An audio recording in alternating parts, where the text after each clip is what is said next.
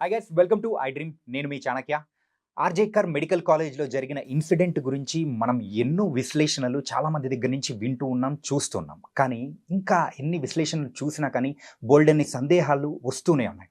మరి ఆ సందేహాలని కూడా మరి తీర్చేందుకు ఇక్కడ మనతో పాటు ప్రియా చౌదరి గారు ఉన్నారు. మరి ప్రియా చౌదరి గారిని అడిగి తెలుసుకుందాం. Hi ma'am. ఆర్జేకర్ మెడికల్ కాలేజ్లో జరిగిన ఇన్సిడెంట్లో అయితే ఇప్పటి వరకు బోల్డ్ అని విశ్లేషణలు మనం చాలా వరకు చూసాము, విన్నాము, ఇంకా వింటూనే ఉన్నాం. కాకపోతే అక్కడ జరిగిన సీన్ టు సీన్ ఏం జరిగింది, ఎలా మొదలైంది, అక్కడ ఎవరెవరు ఇన్వాల్వ్ అయ్యారని చెప్పేసి మీ విశ్లేషణ ద్వారా మన ప్రేక్షకులు కూడా వినాలనుకుంటున్నారు. మీరేం చెప్తారో చెప్పండి. నాకు కూడా కొన్ని డౌట్స్ వచ్చినాయి. ఎందుకంటే ఇన్సిడెంట్స్ నేను చూస్తున్నాను, ఏం జరుగుతుంది ఏంటి అనేది. కొన్ని ఎలా మర్డర్ జరిగింది, ఎక్కడ జరిగింది, ఏం జరిగింది, ఇంతమంది చేశారా, అంతమంది చేశారా, ఎవరి విశ్లేషణ వాళ్ళకు వస్తుంది. నాకు కొన్ని కొన్ని డౌట్స్ నాకున్నాయి. ఆ డౌట్స్ని నేను మీడియా ముఖంగా నేను అడుగుతున్నాను. దాన్ని ఒకసారి జనం కూడా కొంత విశ్లేషిస్తే బాగుంటుంది. లేదా అసలు జరిగిన సిచ్యుయేషన్స్ ఏంటి అనేది మనకి ఇన్వెస్టిగేషన్లో కూడా వస్తాయో లేదో కూడా నాకు డౌట్ యాజ్ ఎ జర్నలిస్ట్ నేను చెప్తున్నాను. కానీ నేను ఈ ఇష్యూస్ అన్నీ నా మస్తిష్కంలో గందరగోళం. ఏ ఒక్క విషయం కూడా నేను లాస్ట్ ఎపిసోడ్లోనే చెప్పా, మూలాల వరకు వెళ్తాను నేను. అది ఏంటనేది తెలుసుకునేదాకా నేను నిద్రపోను. నాకు నిద్ర పట్టదు. నిద్రపోను కాదు, నాకు నిద్ర పట్టదు. వాస్తవం నేను అనుకున్నాను, నాకు ఆ డౌట్ వచ్చిందంటే నా డౌట్ క్లియర్ అయ్యేంత వరకు నేను సర్చ్ చేస్తానే ఉంటా. ఆ విధంగా నా మిత్రులు ఎవరైతే ఉన్నారో చెప్పాను కదా, నాకు యాజ్ ఎ జర్నలిస్ట్గా ఐ హ్యావ్ సర్కిల్. సో దాన్ని బట్టి నేను అలా అలా అలా అలా నా ఇన్వెస్టిగేషన్లో నాకు తెలిసినటువంటి సమాచారం తీసుకుంటే నాకు వచ్చినటువంటి డౌట్స్ ఏంటంటే, ఆ అమ్మాయిని ఆ హాల్లోకి తీసుకొని వెళ్ళి ఈ విధంగా ఒకరా ఇద్దరా ఎంతమంది సెమినార్ హాల్లో ఆమె ఇలా జరిగింది. సెమినార్ హాల్లో జరిగిందంటే సెమినార్ హాల్ ఎక్కడుంది? ఈ అమ్మాయి డ్యూటీ ఉండేటటువంటి పక్కనే ఉంది. నెంబర్ 1. తర్వాత ఈ అమ్మాయి అంతసేపు ఎక్కడ టీవీలో ఒలింపిక్ ఇది చూసింది, చూసుకుంటూ టీవీలోనో ఫోన్లో చూసుకుంటూ కూర్చొని అప్పుడే లేచి అక్కడికి వెళ్ళింది. అక్కడికి వెళ్ళిన తర్వాత ఇది జరిగిందన్నారు. పాయింట్ నెంబర్ 1 ఏంటంటే, ఈ అమ్మాయి ఒక్కటే అది చూస్తుందని చెప్పిన వాళ్ళు ఎవరు? అప్పటి వరకు చూసి పడుకోవడానికి వెళ్ళిందని చెప్పిన వాళ్ళు ఎవరు? Point number 1. ఓకే, ఆ చెప్పిన వాళ్ళు ఆ అమ్మాయి రూమ్లోకి ఒకటే వెళ్ళి పడుకుందా, లేకపోతే సెమినార్ హాల్లోనే రోజు ఆ అమ్మాయి డ్యూటీ అయిపోయిన తర్వాత అక్కడికి వెళ్ళి రెస్ట్ తీసుకుంటుందా? నెంబర్ 2. ఎందుకంటే సెమినార్ హాల్లో నిద్రపోవడాలు ఇవన్నీ నాకెందుకు ఎక్కడో ఒక చిన్న డౌట్.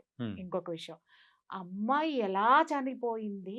భయంకరమైన శారీరక హింస, ఓకే, లైంగిక పరమైనటువంటి హింస, ఇవి రెండూ జరిగాయి. జరిగిన తర్వాత ఆ అమ్మాయి ప్రాణాలు కోల్పోవడం అనేది జరిగింది. అమ్మాయి వీడియో కూడా ఒకటి వైరల్ అవుతుంది. గొంతు కింద భయంకరంగా నలిపారు, ఇక్కడ కొట్టారు, ముక్కులో నుంచి రక్తము, నోట్లో నుంచి రక్తము. అమ్మాయి వీడియో తీసుకునేటటువంటి వెసులుబాటు, ప్రాణము, చలనము ఆమెలో ఉండగా ఈ అమ్మాయి అంత దెబ్బలు కొడుతున్నప్పుడు చాలా మంది చెప్తున్నారు గట్టిగా పట్టేసుకొని ఉండుంటారు కాబట్టి వచ్చినాడు కొట్టేశాడు అనేసి. గట్టిగా పట్టుకొని ఉన్నప్పుడు కొట్టేసిన తర్వాత వీడియో ఎలా తీసుకోగలిగింది అమ్మాయి? నెంబర్ 1. రెండోది, అసలు నేను చెప్తున్నా, సరే ఆ అమ్మాయిని అలా పట్టుకొని కొట్టేశారు, అబ్బాయి బాగా కొట్టేశారు, అందరు పట్టుకున్నారు, ఒక్కొక్క వేలుకు ఒక్కొక్కడు ఉన్నాడు అనుకుందాం, కాలుకొకడు, వేలుకొకడు, చేయికొకడు, పొట్టకొకడు, అందరూ ఉన్నారు, వీళ్ళు కొట్టేశారు. కొట్టిన దెబ్బల శబ్దం ఎవరికి వినపడలేదా? రైట్. ఇంకొకటి, ఆ అమ్మాయి ఎన్ని గంటలకు వెళ్ళింది? 3 గంటల పాటు ఈ నరకం చవి చూసింది, లేదా 45 నిమిషాల పాటు నరకం చవి చూసింది అన్నారు. ఈ శబ్దాలు అలజడులు ఏమి రాలేదా? అమ్మాయి రూమ్లోకి వెళ్ళింది, స్పృహ లేకుండా నిద్రపోతుందనే అనుకుందాం. నిద్రలో ఎవరైనా ముఖము, కాళ్ళు, చేతులు అన్నీ కట్టేసేసి మీరు అన్నట్టు పట్టుకొని కడితే ఇలాంటివి రావు. ఓకే, అది సింపుల్గా దుప్పటి పెట్టేసి దిండడ్డం పెట్టేసి చంపేస్తాడు. ఓకే, లేదా నోరు మూసేసి అత్యాచారం చేసేసి గొంతు నులిమేసి వెళ్ళిపోతాడు. ఎప్పుడు బ్లీడింగ్లు వస్తాయి, ఎప్పుడు కొట్టడం జరుగుతుంది? తప్పించుకోవడానికి ప్రయత్నించినప్పుడు మాత్రమే ఇంత భయంకరమైనటువంటి గాయాలు అవుతాయి. అవునా కాదు? అంటే ఆ అమ్మాయి థ్రెటన్ చేసింది. థ్రెటన్ చేసినప్పుడు ఆ రూమ్లో వస్తువులు ఏమీ కదలలేదా? ఏమీ ఇప్పుడు ఈ రూమ్లో ఉన్నావు, నేను పారిపోవాలి, లేదా నేను నిన్ను కొడుతున్నా, నువ్వు పారిపోవాలి. పారిపోయేటప్పుడు ఇది తగలదా? తగులుతుంది. ఇది కింద పడదా? ఇక్కడ దీని మీద ఉన్న వస్తువులు డిస్టర్బ్ అవ్వవా? ఆ కుర్చీ యువతల కన్నా లాగవా, కొంచెమన్నా లాగవా? ఆ ప్రతిఘటించేటప్పుడు ఖచ్చితంగా ఏదో ఒకటి ఉంటుంది. ప్రతిఘటించేటప్పుడు ఖచ్చితంగా అక్కడ అలజడి అనేది ఉంటుంది. ఉమ్, ఆ హాల్లో ఖచ్చితంగా ఉంటుంది. అవేమీ లేవా? ఉమ్, ఇంకొక పాయింట్కి వచ్చిన తర్వాత అసలు ఆ అమ్మాయి అరవలేదు అనడానికి ఇక్కడ ఏ విధమైనటువంటి సాక్ష్యాధారాలు లేవు. అది నమ్మదగిందైతే మాత్రం కాదు. ఉమ్, ఎందుకు అనంటే ఆ అమ్మాయి మూతి మీద కొట్టారు, ముక్కు మీద కొట్టారు. మూతి మీద కొట్టారు అనంటే ఎవడన్నా చేయి పెట్టి ఉన్నాడు అరవకుండా అంటే వాడి చేతికి తగులుతుంది, కానీ అమ్మాయి చేతికి అమ్మాయి మూతిలో నుంచి బ్లడ్ రాదు కదా. Yeah. అంటే మూతి మీద నుంచి చేయి తీసేశారు కదా, తీసేసినప్పుడు కొట్టినప్పుడు అమ్మాయి అరవాలి కదా, అరిచినప్పుడు బయట ఎవరికి వినపడలేదా? ఇంకొకటి వినపడలేదు అనుకుంటాను కదా, పగలపూట కాదే రాత్రిపూట పిన్ డ్రాప్ సైలెన్స్గా ఉంటుంది. ఇంకొకటి అది గవర్నమెంట్ హాస్పిటల్, ఉమ్, 24/7 ఏదో ఒక కేసు యాక్సిడెంట్లనో ఇంకొకటనో వచ్చి పోతానే ఉంటారు జనం. జనం యొక్క అలికిడి ఉంటుంది. ఉమ్, ఈ అమ్మాయి డ్యూటీ చేస్తున్నటువంటి రూమ్ నుంచి ఆ యొక్క సెమినార్ హాల్ ఎంత దూరంలో ఉంది, ఆ పక్కనే. అంత దూరంలో ఉన్నటువంటి సెమినార్ హాల్లో జరిగేటటువంటి ఈ యొక్క ఘర్షణ ఎవరి దృష్టికి రాలేదా? ఎవ్వరూ కూడా సెమినార్ హాల్లోకి ఈ అమ్మాయి వెళ్ళగలిగింది, మిగిలిన డాక్టర్స్కి ఎవరికి అలసట రాలేదా? వాళ్ళు నిద్రపోదామని అనుకోలేదా? ఆ ఏరియాకి ఎవరు రాకుండా కాపలా కాసింది ఎవరు? ఆ ఏరియాలో జరిగి ఉంటే. రైట్. దీన్ని బట్టి ఇంకొక డౌట్ ఏమొస్తుందంటే అసలు ఈ సంఘటన ఆ ఏరియాలోనే జరగలేదు అనుకుందాం, ఉమ్, అసలు జరిగింది. నాకున్న ఇన్ఫర్మేషన్ ప్రకారము ఈ అమ్మాయి ఈ హాస్పిటల్లో జరుగుతున్నటువంటి ఆ యొక్క డ్రగ్స్ దందా కానివ్వండి, ఆ యొక్క సెక్స్ స్కాండల్ కానివ్వండి, ఆ యొక్క ఆర్గాన్స్ ట్రాఫికింగ్ కానివ్వండి, మెడికల్ మాఫియా. ప్రతి ఒక్క దాని గురించి కూడా ఈ అమ్మాయి ప్రతిఘటిస్తూ వస్తూ ఉంది. ప్రతిఘటిస్తూ వస్తూ కూడా ఈ అమ్మాయి సహించలేక వీటిని ఎందుకు మనము అంటే ఆ అమ్మాయి ఆర్గాన్స్ ట్రాఫికింగ్ గురించి పక్కన పెడదామండి. ఉమ్, ఓకే, ఇంకొకటి ఏంటి అనంటే ఆ డ్రగ్స్ గురించి కూడా పక్కకు పెడదాం. ఈ అమ్మాయికి సంబంధం లేదు డ్రగ్స్ గురించి, ఓకే. కానీ సెక్స్ స్కాండల్ దగ్గర మాత్రం ఈ అమ్మాయికి ఏదో ఒక విధంగా ఎక్కడో ఒక చోట సెగ తగిలి ఉండాలి కదా. ఖచ్చితంగా. సెగ తగిలినప్పుడు ఈ అమ్మాయి ప్రతిఘటించేటటువంటి సిచ్యుయేషన్లో ఉండాలి కదా. ఆ సిచ్యుయేషన్స్ ఉన్నప్పుడు ఈ అమ్మాయి స్నేహితులతోటి ఎప్పటికప్పుడు డిస్కస్ చేస్తూనే ఉంది. దీన్ని నేను ఊరుకోను, దీన్ని పై లెవెల్కి తీసుకెళ్తాను, పై లెవెల్లో ఎవరు వినలేదు అని అంటే పత్రికలకి మీడియాకి నేను దీన్ని డిస్క్లోజ్ చేస్తాను అనేటటువంటి ఆ యొక్క డిస్కషన్ ఆ ఫ్రెండ్స్ మధ్య జరిగింది. Yes. కొన్నాళ్ళుగా జరుగుతూ ఉన్నప్పుడు ఈ అమ్మాయిని బెదిరించడానికి ఈ సంఘటనకి ముందు కొన్ని ఇన్సిడెంట్స్ జరిగాయి. ఏంటంటే ఆ అమ్మాయి కారు పగలగొట్టడము, అవును. లేకపోతే ఆ అమ్మాయి పోయేటప్పుడు ఇబ్బందులు కలగజేయడము, ఆ అమ్మాయికి డ్యూటీలు వేయడంలో మనం చెప్పాం కదా భయంకరమైనటువంటి సాడిజాన్ని చూపించడం అనేది జరిగింది. అండ్ ఈ అమ్మాయికి డైరీ రాసే అలవాటు ఉంది. ఆ డైరీ కూడా అంటే ఆ పేజెస్ ఏదో చింపారని కూడా ఒక వార్త అనేది కూడా బయట ఇవన్నీ సర్క్యులేట్ వస్తాయి, అవుతూ ఉంది. ఎందుకంటే ఇప్పుడు Hmm. సుప్రీంకోర్టు అన్ని సుమోటోగా కేసు తీసుకుంది కాబట్టి ఎంక్వైరీలో డెఫినెట్గా ఇవన్నీ కనుపుతావు. ఇక్కడ Hmm. కీలకమైనటువంటి అంశం ఇది చూడండి. ఆ రోజు రాత్రి కూడా సెమినార్ హాల్లో ఏం జరిగింది? Yeah. ఇక్కడ నాకు అందిన సమాచారం ఏంటంటే ఆ రోజు నైట్ ఇదే ఫ్రెండ్స్ తోటి కూర్చొని ఫ్రెండ్స్ ఆ అమ్మాయికి అమ్మాయి ఇంకా సహించేటటువంటి సిచ్యుయేషన్లో లేదు, బరస్ట్ అయ్యేటటువంటి సిచ్యుయేషన్లో ఉంది, ఓపెన్ చేయడానికి సిద్ధపడిపోయింది. ఎందుకంటే ఆ అమ్మాయిని ఈ విధంగా కూడా మానసికంగా కూడా హింసించేస్తున్నారు. ఆ అమ్మాయి కారు అద్దాలు పగలగొట్టడం కానివ్వండి, ఆ అమ్మాయిని డ్యూటీ చేయడం కానివ్వండి, ఇంకొక విధంగా పరోక్షంగా చాలా చేయొచ్చండి. ఇవన్నీ చేస్తుండే ఇంకా అమ్మాయి నా వల్ల కాదు, నేను ఎట్టి పరిస్థితుల్లో దీన్ని సహించే ప్రసక్తే లేదు, దీన్ని ఎక్కడ డిస్క్లోజ్ చేయాలో అక్కడ చేసేస్తాను అని చెప్పేసి అని పట్టుబట్టి కూర్చుంటే ఆ అమ్మాయిని కూర్చోబెట్టి ఫ్రెండ్స్ ఒక ముగ్గురు కూర్చొని డిస్కషన్ ముగ్గురు మధ్య జరిగింది. నువ్వు బయటికి వెళ్ళకు, నువ్వు చెప్పకు, నువ్వు చెయ్యకు అని. ఈ అమ్మాయి వినలేదు. కారణం ఏంటి అనంటే ఈ అమ్మాయి నేనే కాదు ఎంతో మంది ఉన్నారు, నేను ఎందుకు ఊరుకోవాలి, ఎందుకంటే ఈ అమ్మాయిలో పోరాడే నైజం ఉంది, ఎదుర్కొనే శక్తి ఉంది, దమ్ము ఉంది, ధైర్యం ఉంది. కాబట్టి ఆ యంగ్ బ్లడ్ నేను దీన్ని సహించను, దీన్ని డెఫినెట్గా నేను బయట పెట్టే తీరుతాను అని అనేసరికి ఆ ముగ్గురు మధ్య ఏదైతే డిస్కషన్ జరిగిందో దాంట్లో ఉన్నటువంటి ఒక అమ్మాయి యొక్క బాయ్ ఫ్రెండ్ ఈ డ్రగ్స్ దందాకి, సెక్స్ రాకెట్కి, ఈ ఆర్గాన్స్ ట్రాఫికింగ్కి సంబంధించినటువంటి పర్సన్. అప్పుడు ఈ అమ్మాయి ఇది ఇది ఏ విధంగానూ లొంగట్లేదు, ఏమి చేయట్లేదు, ఇది ఓపెన్ అయిపోతానంటుంది, ఇంకా మా వల్ల అయితే కాదు, మేము చెయ్యాల్సింది చేసాం, మీ కర్మ అని వదిలేసింది. ఎక్కడ నుంచి ఏం జరిగింది స్టోరీ అనేది బయటికి రావాల్సి ఉంది.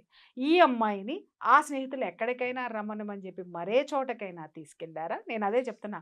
అప్పటి వరకు ఆ అమ్మాయి చూసుకుంటూ కూర్చొనుంది, వీడియోస్ చూసుకుంటూ కూర్చుందని చెప్పిన వాళ్ళెవరు? సెమినార్ హాల్‌కి వెళ్ళి పడుకోంది అని చెప్పిన వాళ్ళిద్దరిని కూర్చోబెట్టి మాట్లాడిస్తే అసలు హంతకులు, అసలు హిస్టరీ, సీన్ టు సీను, మొత్తం సీన్ ఆఫ్ అఫెన్స్ మొత్తము సుప్రీంకోర్టుకి వచ్చేస్తుంది, చేతిలో ఆ రిపోర్ట్ వచ్చేస్తుంది. అండ్ ఇంకొకటి ఏంటంటే వాళ్ళ డాడ్ చెప్పిన దాని ప్రకారము ఆ అమ్మాయి చనిపోయిన తర్వాత కూడా ఆ క్రిమేషన్ చేసే టైంలో కానీ ఆ రోజు మెయిన్గా చెస్ట్ డిపార్ట్మెంట్లో ఎవరైతే ఉన్నారో వాళ్ళ స్నేహితులు కానీ ఎవరైనా కానీ వాళ్ళ తల్లిదండ్రులకు కూడా మినిమం సహకరించలేదంట. అదే చెప్తున్నాను కదండి. మినిమం అంటే మినిమం కూడా సహకరించలేదంట. సహకరించలేదు అంటే ఎంత భయభ్రాంతులకు గురి చేశారు? లేదా ఈ అమ్మాయి మీద జరిగేటటువంటి దాడి ముందే అందరికీ తెలిసిపోయిందా? సహకరించలేదు ఇన్ ద సెన్స్ ఏంటంటే ఆ ఘోరాన్ని వీళ్ళల్లో కొంతమంది చూసి మిగిలిన వాళ్ళకి జారేసి ఉండొచ్చు కదా. Yeah. అంటే ఎవరో ఒకళ్ళు చూశారు, ఎవరో ఒక ఇద్దరు చూశారు, ఆడపిల్లలే చూశారు, లేదా మగపిల్లలు తోటి డాక్టర్స్ చూశారు, తోటి మెడికోస్ చూశారు. చూసిన తరువాత భయంతోటి సహకరించలేదు. ఇక్కడ మనము ఎవరిని అందరినీ తప్పు అని అనద్దు, లేకపోతే అందరినీ ప్రాణభయం చాలా మందికి ఉంటుంది. అక్కడ అకృత్యాలు ఎందుకు బయటికి రాలేదు ఇన్నాళ్ళు అని అంటే ప్రాణభయంతో ఎవడు చెప్పలేదు. నాకెందుకులేని ఉదాసీనతతో ఇంకొకరు నేను చదువుకొని బయటికి వెళ్ళిపోతే నా డిగ్రీ సర్టిఫికేట్ నాకు వచ్చిందిలే అని లొంగిపోయినమ్మా, లొంగనటువంటి అమ్మ, సర్టిఫికెట్లు తీసుకొని బయటికి వెళ్ళిపోయినటువంటి వాళ్ళు నాకెందుకులే అనుకొని వెళ్ళిపోయినటువంటి వాళ్ళు, స్వార్థంతో వెళ్ళిపోయిన వాళ్ళు ఉండొచ్చు. స్వార్థపరులు ఉన్నారు, ఉదాసీనులు ఉన్నారు, భయంతో ఉన్నటువంటి పిరికి వాళ్ళు ఉన్నారు. వీళ్ళందరి మధ్య ఆ కాలేజీ సక్సెస్ఫుల్గా 23 సంవత్సరాల నుంచి ఇదే దందాలు నడుస్తుంటే చివరికి ఈ అమ్మాయి నోరు విప్పి ధైర్యంగా ముందుకొచ్చి ఎన్నాళ్ళు భరిస్తాం మనం, సిగ్గులేదా అని చెప్పేసి అని అడిగినందుకు పగడ్బందీగా పక్కా స్కెచ్ తోటి పక్కన ఉన్న ఫ్రెండ్స్ యొక్క సహకారంతోటే ఇది జరిగింది. వాళ్ళని వదిలేసి ఎవడో దారిన పోయేవాడు బ్లూటూత్ పెట్టుకుని లోపలికి వెళ్ళాడు, బ్లూటూత్ జారిపడిందని వాడు రాయలుగా వచ్చే నన్ను చంపుతారా చంపుకోండి అంత దౌర్జన్యం చేసిన వాడు అలా మాట్లాడాడు. వాడికి ఏంటి అనంటే వీళ్ళందరితోటి వాడికి సంబంధాలు ఉన్నాయి. ఇది ముందే ప్లాన్ ప్రకారం జరిగింది. వాడిని అరే నువ్వు పోరా, ముందు నువ్వు లోపలికి పోరా, తర్వాత మేము బయటికి తీసుకొస్తామన్నారు. ఎందుకంటే వాడికి కూడా ఆ జీవన పోరాటం అంతా కూడా ఏంటంటే లాటరీ అన్నమాట. వాడికి 4 భార్యలు వాడిని వదిలేసిపోయారు, ఒక ఆవిడ చచ్చిపోయింది, 3 పారిపోయారు. వాడు ఎక్కడో చోట ఏదో ఒక నీడన వాడు బ్రతకాలి, వాడికి ఒక ఇది కావాలి. కాబట్టి ఇలాంటి ఇంత నేర చరిత్ర ఉన్నవాడు కూడా పోలీసింగ్లో ఉన్నాడు అని అంటే ఇలాంటి వాటికి పనికొచ్చేటటువంటి వాళ్ళు ఉన్నారు అక్కడ, పెట్టుకున్నారు అక్కడ వాళ్ళని. సో కాబట్టి ప్రభుత్వం మాదే, నేను ప్రభుత్వంలో ఉన్నాను, నా చుట్టూ వీళ్ళందరూ ఉన్నారు, వీళ్ళందరూ కాపాడుతారు అనుకోని వాడు చెప్పినటువంటి విషయము ఇక్కడ జరిగింది. అప్పుడెప్పుడో మనం ఒక సీన్ చూసాం, బావ కళ్ళల్లో ఆనందం చూడటానికి నేను చంపేశాను అనగానే వాడు ఎక్కడో చచ్చిపోయాడు చూసారా. వాడికి సంబంధం లేదు, కానీ ఒకడు ఎట్లా బలైపోయాడు? ప్రలోభము, లేకపోతే వాత్సల్యము, ఫ్రెండ్షిప్, ఏదైనా ఉండొచ్చు. ఒక హంతకుడికి ఎప్పుడు కూడా పాపభీతి ఉంటుంది, ఒక హంతకుడికి ఎప్పుడు కూడా ప్రాణభయం ఉంటుంది. ఎంత కరడుగట్టిన వాడైనా సరే ఎక్కడో ఒక చోట వాడి ఫేస్లో అది చేసిన దారుణానికి వాడికి సంబంధించినటువంటి ఛాయలు వాడి కళ్ళల్లో కనిపిస్తాయి. చాలా రేర్గా ఉంటాయి. నాకేంటి, నేను ఎందుకు చేశాను, పర్వర్టెడ్ నేచర్ ఉన్నటువంటి వాడిలో ఉంటాయి. వీడు పాల్గొనలేదా అంటే వీడు భాగస్తుడే. చచ్చిపోయిన తర్వాత మానభంగం చేశాడో, బతుకున్నప్పుడే మానభంగం చేశాడో, లేకపోతే అత్యాచారం చేశాడో, ఏం చేశాడు అనేది తర్వాత విషయము. బట్ వీడు అనేటటువంటి వాడు ఏంటి అని అంటే దాంట్లో ఒక చిన్న ఆటలో అరటిపండు అంటారు చూసావా, వాడు అలాంటి క్యారెక్టర్. కానీ స్కెచ్ చేసింది మాత్రము, ఈ అమ్మాయిని దొరకబట్టింది మాత్రము, ఈ అమ్మాయి ఇంత భయంకరమైనటువంటి రాక్షసత్వానికి గురవ్వడానికి ఆ అమ్మాయి చుట్టూ ఉన్నటువంటి స్నేహితురాళ్ళు మాత్రమే. కావాలంటే రేపొద్దున ఇన్వెస్టిగేషన్లో ఇవన్నీ సుప్రీంకోర్టు, సిబిఐ నిగ్గుదేల్చాల్సినటువంటి విషయాలు. ఎందుకంటే ఒక ఆడపిల్ల చుట్టూ కనీసం పనిచేసే దగ్గర ఫ్రెండ్స్ ఉంటారా అమ్మ? ఆడపిల్లలు ఉండరా? లేకుండా ఉన్నారా? మగపిల్లలు లేరా? లేకుండా ఉన్నారా? ఈ స్నేహితులే కర్త కర్మ క్రియ. ఏది ఈ సంఘటన జరగడానికి చేసిన వాడు ఎక్కడున్నాడు అనేది వాడు బయటకు వస్తాడు. ఇంకొకటి మేజర్ ఏంటి అని అంటే ఈ హాస్పిటల్ మొత్తం ఎవరి చేతిలో ఉంది? అది ఒక గ్రేట్ కళాదిది మేనల్లుడి చేతిలో ఉంది. కాబట్టి మేనత్ అక్కడ కూర్చున్నప్పుడు పరిపాలన మొత్తం వీడిదే కదా. ఎందుకంటే ఆవిడకి పిల్ల లేదు, పీసు లేదు, సంసారం లేదు. ఆ తర్వాత వారసుడు నేనే అనుకున్నాడు, వాడు చేసుకుంటూ వచ్చాడు. సో తిలా పాపం తలా పిడికెడు. ఇక్కడ ఒక ఆడపిల్లని భయంకరంగా పొట్టన పెట్టుకున్నది సాటి స్నేహితులే. ఇంకా ఇక్కడ ఒక కీలకమైనటువంటి విషయం నేను ప్రస్తావించాను. ఇలాంటి ఇష్యూస్ జరిగినప్పుడు ఆడపిల్లలు పేరెంట్స్కి చెప్పరా? ఆ అమ్మాయి అంతకు ముందే ఒత్తిళ్లను ఎదుర్కొంది, మానసికంగా ఒత్తిళ్లను ఎదుర్కొంది, పేరెంట్స్కి చెప్పలేదా అనే క్వశ్చన్ చాలా మందికి రావచ్చు.